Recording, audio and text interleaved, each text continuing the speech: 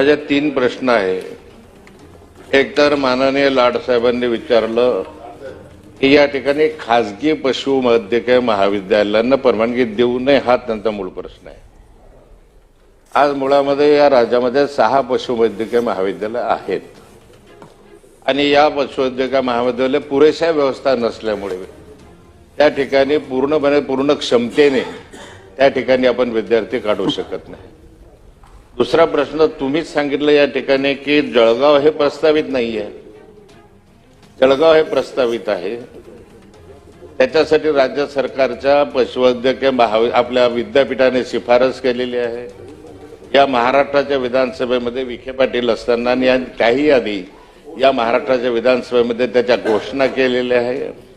माननीय सुधीर मुनगंटीवार अर्थमंत्री असताना त्यांनी राज्यपालांच्या अभिभाषणामध्ये त्याची घोषणा केलेली आहे। असं असताना सुद्धा मंत्री महोदय या ठिकाणी चुकीची माहिती देत आहेत।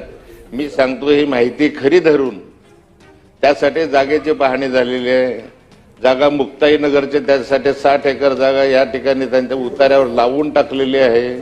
मुक्ताईनगरच्या ऐवजी ते जळगावला करावं असं प्रस्तावित केल्यामुळे जळगावला करा, जिथं करायचं असेल तिथे करा, परंतु या ठिकाणी होणारच नाही अशा स्वरूपाची जी निगेटिव्ह भूमिका तुम्ही घेतली, तर या सगळ्या शिफारशी पाहता विधानसभेमध्ये ज्या ठिकाणी आश्वासन पाहता राज्यपालांच्या अभिभाषणामध्ये म्हणजे राज्यपालांच्या अभिभाषणात नाही, मुनगंटीवार ज्यावेळेस अर्थमंत्री होते त्यांनी अर्थसंकल्पीय तरतुदी आपल्या भाषणामध्ये हे केलेलं असतं आहे। म्हणून जळगावचं पशुवैद्यकीय महाविद्यालय ह्या सगळ्या गोष्टींची प्रोसेस कंप्लीट झाली आहे म्हणून त्यांना मान्यता देणार आहे का, हा एक पहिला प्रश्न। आणि दुसरा हे तर आता राज्यामधलं जो विना अनुदानित धोरण आहे त्याच्यामध्ये आपल्याला दिसतंय विना अनुदानित धोरणाच्या संदर्भामध्ये आपण पाहतो आहोत की ज्या ज्या ठिकाणी विना अनुदानित धोरण घेतलं त्या ठिकाणी डोनेशन सुरू झालं आणि या ठिकाणी डोनेशन घेणार नाही याची खात्री तुम्ही देणार आहात का? मेडिकलला डोनेशन आहे, पशुवैद्यकीयला आहे, फार्मसीला आहे, सगळ्या ठिकाणी सर्व ठिकाणी विना अनुदानित महाविद्यालयात डोनेशन घेतलं जातं। तुम्ही जरी म्हटलं होतं की या ठिकाणी आपल्याला विद्यापीठ नियामक आयोगाकडनं किंवा अन्य याच्याकडनं आपली फी ठरवली जाईल, पण फी ठरवल्यानंतर सुद्धा या ठिकाणी मेडिकलला डोनेशन घेतलं जाणार नाही, तुम्ही ठामपणे सांगू शकता का? नाही सांगू शकत। मग या ठिकाणी राज्य सरकारचे जे अस्तित्वात असलेले आहेत किंवा राज्य सरकार जे प्रस्तावित आहे ते प्रस्तावित तुम्ही महाविद्यालय करा ना। कशासाठी काय विनानंदात होतं? एकदा पशुवैद्यकीय महाविद्यालय चालवणं अत्यंत अवघड आहे, फार मोठे पैसा त्याच्यासाठी लागतो, म्हणून राज्य सरकारने 75 वर्षात त्या 6च्या वर 7वं केलं नाही।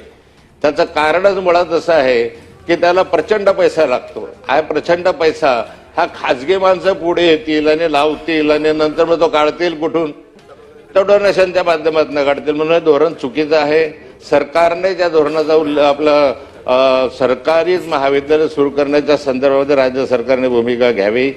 आणि दुसरं, जळगावचं महाविद्यालय आपण कोणत्या वर्षी सुरू करणार आहात? सारी प्रोसेस कंप्लीट घेतलेली आहे, जागेचाही प्रस्ताव त्या ठिकाणी मान्य झालेला आहे, विधानसभेमध्ये त्या ठिकाणी चर्चा झालेली आहे आणि मग दोन्ही 3 मंत्र्यांनी या ठिकाणी आश्वासनही दिलेलं आहे। जागेची पाहणी होऊन 60 एकर जागा त्यांच्या नावावर सुद्धा लावण्यात आलेली आहे। असं असताना आता हे महाविद्यालय केव्हा सुरू करणार?